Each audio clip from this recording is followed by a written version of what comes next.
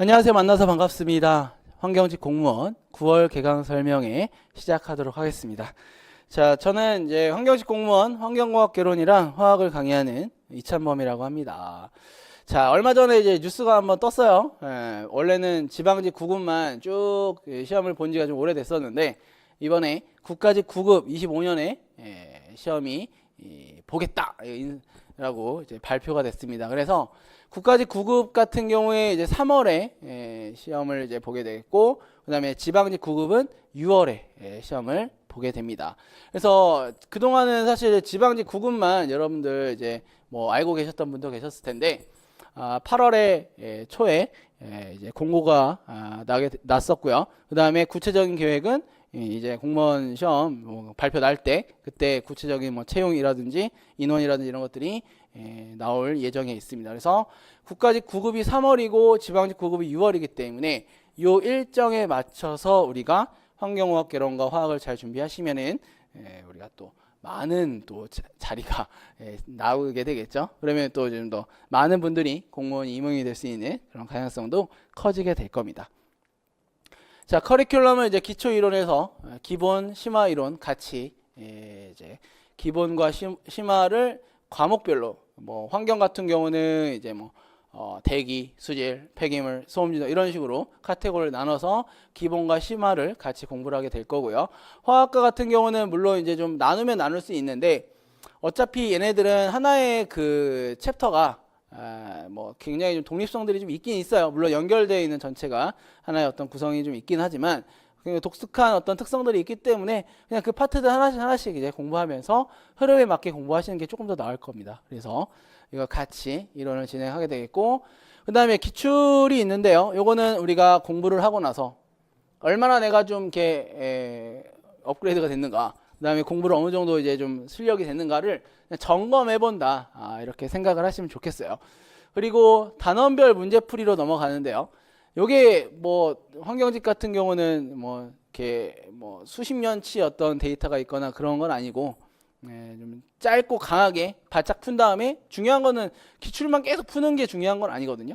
기출된 내용은 나올 수 있겠지만 기출에서의 문제를 똑같이 내는 거는 아니니까, 그래서 중간 점검의 용도로 좀 보시면 되겠고, 단원별 문제풀이를 하면서 여기서의 내용을 계속적으로 문제를 푸는 연습을 반복을 하게 될 겁니다. 그러면은 이제 뭐 새로운 유형의 문제가 나오더라도 내가 어떠한 요즘 또 알고리즘이라는 단어가 굉장히 많이 쓰이긴 하는데, 내 머릿속에 이제 어떠한 그런 연습이 좀 돼 있다 하면은 실제 시험에서도 이제 연습이 좀 잘 되겠죠. 그리고 난이도가 기출보다는 살짝 올라가 있다라고 생각하시면 돼요. 그러니까 쉬운 문제만 풀다가 기출 실제 시험에 들어가면 안 돼요.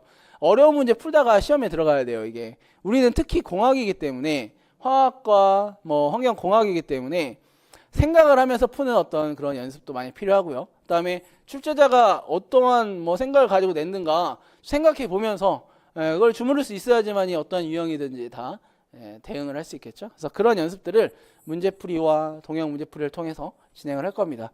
단원별은 말 그대로 단원별로 이렇게 갈 거고, 얘는 실제 시험처럼 하는데 좀 난이도가 높은 문제들로 우리가 얘를 갈 거예요. 그렇다고 손도 못 대냐, 그건 아니고 내용은 여기인데 문제가 좀 어려운 거지. 생각을 많이 해야 되거나 이런 것들. 그래서 이렇게 진행을 하면서 우리가 3월 시험과 6월 시험을 대비를 하게 됩니다. 자, 보면은 이제 기본과 심화가 뭐 연말까지 이렇게 진행이 되고요. 기출을 풀면서 단원별 문제풀이가 연초까지 되겠고, 네, 국가직 대비한 동형 문제풀이, 그다음에 국가직이 끝나고 나서 지방직을 대비하기 위한 동형 문제풀이가 5월 또는 뭐 6월까지도 뭐 필요에 따라서 조율이 될 수가 있어서 이렇게 내용을 보시면 되겠습니다. 환경과 화학은 사실 이게 따로 생각을 하면은 따로 생각할 수 있는데 겹치는 게 되게 많아요. 그리고 환경 안에서도 겹치는 게 있고, 그래서 이게 두 과목이 아니라 뭐 제가 항상 강조를 하지만 두 과목을 공부하는 어떤 양이 아니에요. 그래서 좀 많이 줄어듭니다. 뭐 1.5과목이라 생각해도 괜찮아요. 그 정도로 중복되는 내용이 많고, 또 환경을 한다고 해서 환경만, 화학을 한다고 해서 화학만이 아니라 환경과 화학은 연결이 괜히 방금 얘기한 것처럼 많이 되기 때문에 이게 환경 문제 화학 나올 수도 있고요. 화학 문제 환경 나올 수도 있어요. 그래서 이거를 당황하지 말고 이거를 하나의 그냥 그 카테고리로 놓고 이제 공부를 좀 하는 게 굉장히 중요하고 강의에서도 그렇게 나갑니다.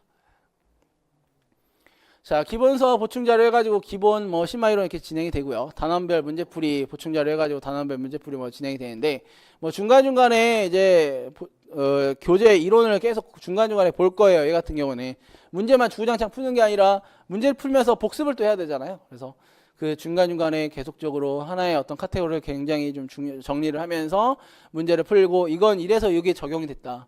이런 것들을 확인하면서 갈 거고 또 제가 문제 푸는 데 있어서 이런 문제는 이렇게 접근했더니 좀 쉽게 풀린다. 이런 것들 같이 소스를 좀 나누면서 중요한 거는 정확하고 빨리 푸는 거잖아요. 연습을 하는 시간을 가질 겁니다. 네, 동형 문제 풀이 같은 경우는 이제 말 그대로 동형 실제 시험이랑 똑같이 이제 제가 이렇게 만들어서 가는데 생각을 좀 많이 하고 어떻게 보면 좀 점수가 좀 안 나올 수도 있고 이래요. 그래야지만이 그걸 뭐 100점, 100점, 100점 맞다가 뭐 쉬운 문제만 풀다가 이제 가는 어떤 그런 형태보다 이거는 이제 사고력을 요하는 그런 부분도 있고 하기 때문에 계속적으로 머리를 공학적인 어떤 그런 생각을 하면서 여러분들이 쭉 공부를 해줘야 돼요. 그러면은 공학적인 사고를 통해서 공부를 막 하고 있는데 쉬운 거를 하다 보면 반복만 계속 하게 되는 거야. 그럼 머리가 이게 그냥 반복하게 되고 이렇습니다. 근데 이 분야의 문제들은 물론 그런 것도 있지만 기본적인 이론을 통해서 내가 응용할 수 있어야 되고요. 생각하고 응용할 수 있는 어떤 그런 능력이 있는가에 대한 것도 문제에 많이 들어가 있어요. 그래서 그 연습을 쭉 하면서 가져야지만이 실제 시험에서도 살짝 난이도가 낮겠지. 그러면 잘 풀 수 있다 이 얘기입니다. 뭐 계산도 있고 우리가 여러 가지가 있잖아요. 근데 쉬운 더하기 빼기만 하다 갑자기 막 곱하기 나왔어요. 이러면은 문제 풀 수 있어요?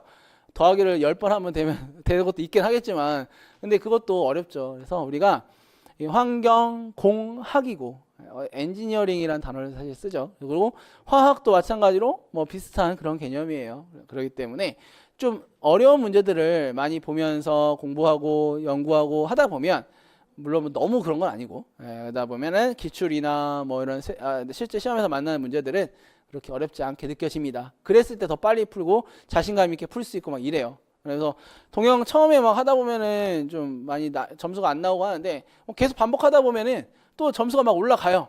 뒤 후반으로 갈수록. 그래서 그런 식으로 갈 거기 때문에 잘 믿고 따라와 주신다면은 점수가 막판에 쭉쭉쭉쭉 올라가는 그런 효과가 있게 됩니다.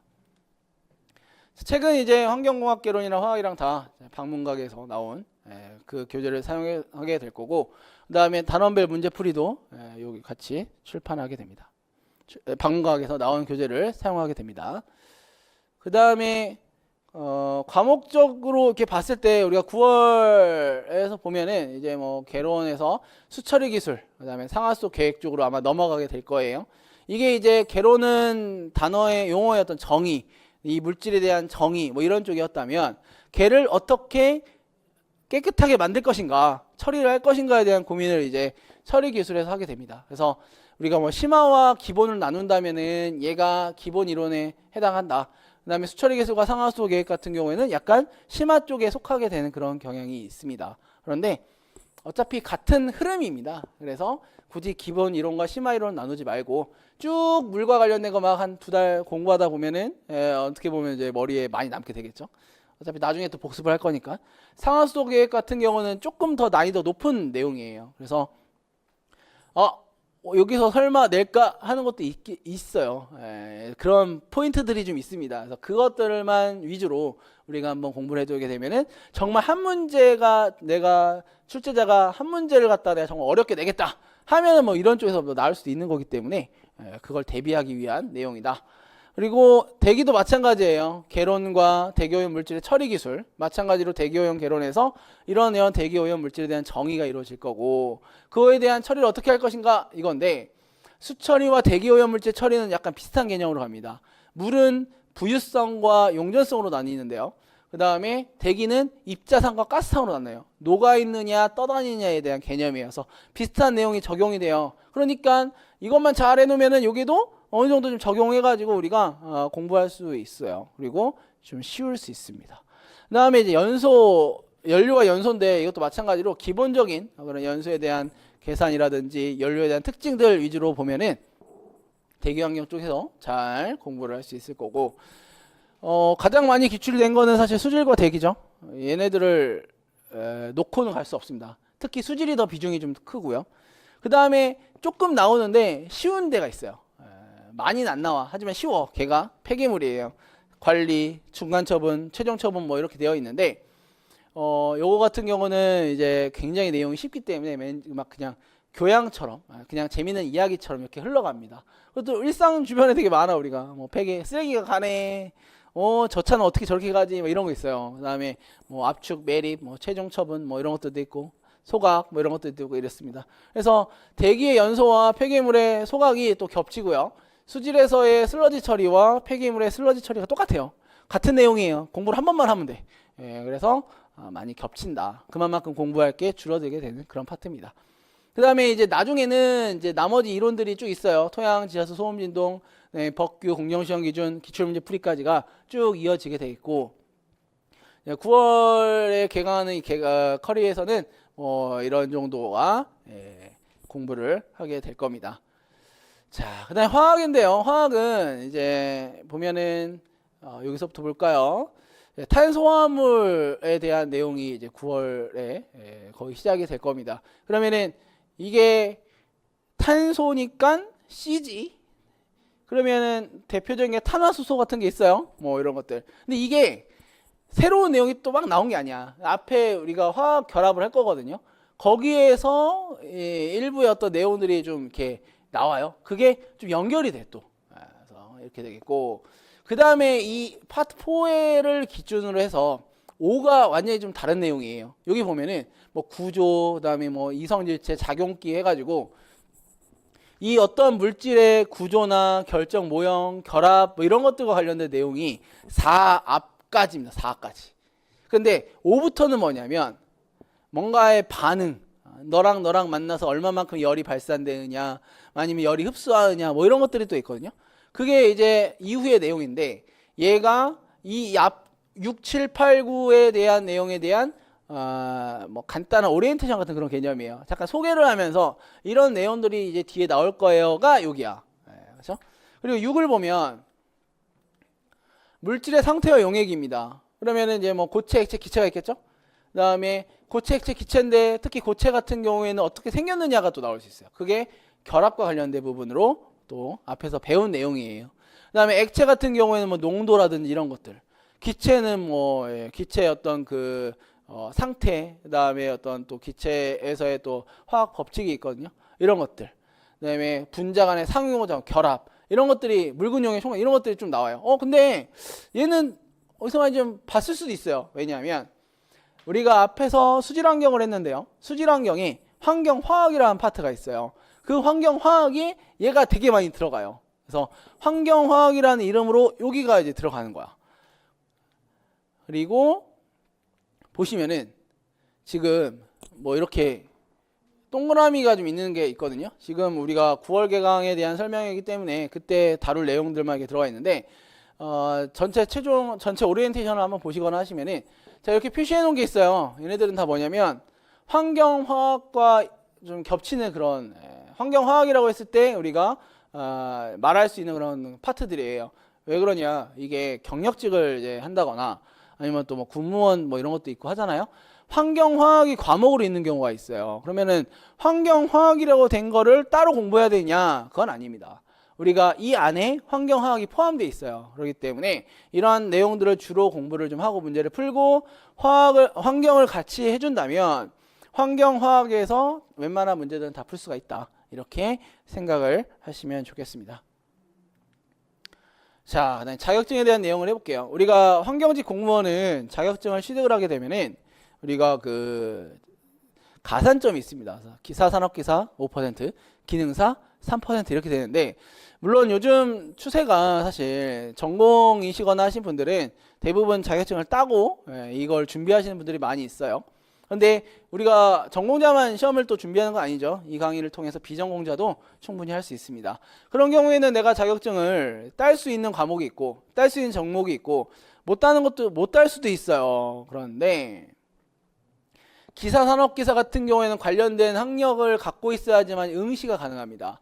근데 좀 약간 폭이 넓어요. 그래서 반드시 큐넷에서 자가 진단을 통해서 내가 응시가 가능한지를 좀 확인했으면 좋겠고, 시험이 1년에 3번 있고 필기실기 쭉 있습니다. 그래서 2, 4, 5, 7, 7, 10 뭐 이렇게 필기와 실기가 이렇게 나눠져 있어요. 그래서 내가 시험을 뭐 언제 본다 하면은 그 시간을 좀 공부하는 시간 물론 좀 필요하겠지만 좀 시간을 어떻게든 내서 얘네들을 좀 준비를 하셔야지만이 가산점을 가져갈 수가 있고, 기사가 더 어렵고요. 산업기사는 좀 쉬워요. 근데 얘네들 둘 다 5%예요. 그래서 편한 걸로 여러분들 하시면 되겠고, 기사 산업기사 같은 경우에는 둘 다 응시하시는 분들이 많이 있었어요. 그리고 기능사 같은 경우에는 이제 시험이 4번이 있는데 이런 식으로 시험이 있습니다. 요거는 큐넷이라는 사이트에 들어가시면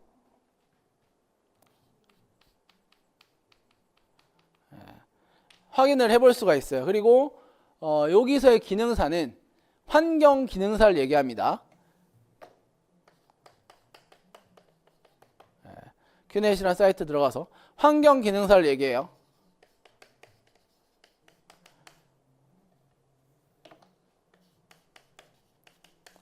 그 다음에 앞에 기사 있었잖아요. 기사는 어떤 게 있냐면 대기, 수질, 폐기물, 소음, 진동, 토양 뭐 이런 게 있는데, 대부분 수질이나 대기를 갖고 준비하시는 게 좀 유리해요. 왜냐하면 어차피 환경공학을 공부를 해야 되기 때문에 시험이 여기서 많이 나오니까 이거를 이제 하시면 되는데, 난이도로 보면은 얘가 제일 쉬워요, 사실. 그래서 이거는 뭐 어떻게 하느냐에 따라서 사실 중요하긴 한데, 뭐 궁금하시거나 이런 거 있으면 개인적으로 저한테 메시지나 뭐 게시판에 글을 통해서 질문을 주시면은 자격증과 관련된 내용도 제가 상담을 좀 해드리도록 하겠습니다. 그리고 어떻게 준비를 해야 되냐 이런 것들도 이야기를 해드릴 테니까 뭐 궁금한 거 있으시면 언제든지 저한테 글을 남겨주시면 되겠고, 웬만하면 다 갖고 있더라. 그러니까 합격한 사람들을 불러다가 쭉 물어보면은 자격증은 다 갖고 있는 사람들이 더 많습니다. 그래서 없으면은 기능사는 사실 응시 자격에 제한이 없거든요. 얼른 준비해서 따시면 좋겠어요.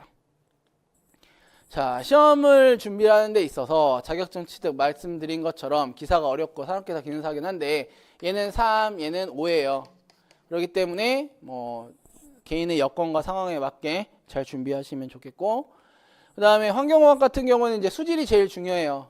이거는 기출이 제일 많이 나오기 때문에 그렇습니다. 이 순서대로 나오기 때문에 이 순서대로 중요한 어떤 생각을 가지고 공부를 했으면 좋겠고요. 화학 같은 경우는 그냥 두루두루 나온다고 생각하시면 돼요. 원자, 분자, 결합, 용액, 상태, 뭐 에너지, 화학 평형, 산화, 환원, 반응성 이렇게 되어 있는데 뭐 대부분이 다 포함이 돼 있어요. 그래서 얘는 좀 골고루 나오는 편이고, 또 하나하나 좀 잘 디테일하게 보시면서 공부를 하시는 게 좀 더 나을 것 같습니다. 가장 중요한 건 이제 공부를 막 딱 시작을 했을 때 우리가 이제 뭐 안 하다가 하면 힘들죠. 그거를 좀 잘 이겨내야 되는데 그게 꾸준함, 성실함이에요. 하루에 그냥 막 나 그냥 딱 탄력 받았어요. 그래서 공부 하나도 안 하다가 나 오늘부터 12시간 할 거야 하면 되겠습니까? 안 되죠. 습관이라는 게 굉장히 중요합니다. 그래서 공부하는 시간을 점점 늘려가지고 나의 맥시멈까지 가는 거예요. 나는 12시간, 14시간 공부할 수 있어. 그러면은 그만큼 좀 오랜 시간 동안 이제 준비해온 거예요. 처음부터 12시간, 14시간 막 이렇게 하는 사람은 사실 있겠어요? 몇 명 있겠지. 근데 드물겠죠. 사실. 공부 안 하다가 시작하면은 누가 하기 좋아해요? 안 좋아하지. 그렇죠? 그래서 꾸준히 반복하면서 그다음에 그 공부 시간을 늘려가는 게 중요한데, 그 첫 번째가 뭐냐? 규칙적인 생활 습관입니다. 수면과 식사 시간을 잘 정해놔야 돼요. 그래야지만이 그 다음이 되는 거지. 우리도 제일 중요한 게 먹는 거잖아요. 먹고 자는 거예요. 이게 안 되면 공부 안 돼요. 그러니까 가장 기본적인 거 잘 자고 정해진 시간에 자고, 핸드폰 막 보면서 시간 보내지 말고 정해진 시간에 자고 정해진 시간에 일어나서 정해진 만큼만 먹고, 이거를 그냥 쭉 수험 시간 내내 이제 해줘야지만이 결국은 합격합니다. 이거부터 시작을 해줘야 돼요. 그 다음이 과목에 대한 분석, 공부 방법 이런 거죠. 이게 굉장히 중요하다. 자, 9월에 개강 설명이기 때문에 뭐 이제 어느 정도 좀 공부를 시작하신 분들도 있을 거고, 아니면 이제 시작을 하시는 분도 있을 겁니다. 조금 더 여러분들이 힘을 내서 이제 시작을 했다면 조금 더 열심히 해야 되고요. 이미 시작을 했다면 우리가 이 더운 여름을 지나고 이제 또 가을, 겨울이 올 텐데 조금 더 힘을 내서 우리가 아직 그 시험이 이제 좀 어느 정도 남았기 때문에 좀 더 힘을 내서 열심히 해야겠다 이 마음이 많이 있었으면 좋겠어요. 그래야지만이 우리가 마지막까지 완주할 수 있고, 아까 얘기한 것처럼 규칙적인 그런 생활 습관 이런 것들이 아직 안 돼 있다면 그거부터 잘 잡았으면 좋겠습니다. 조금 힘을 더 내셨으면 좋겠고요. 공부 또 잘 돼서 좋은 결과들이 있었으면 좋겠습니다. 감사합니다.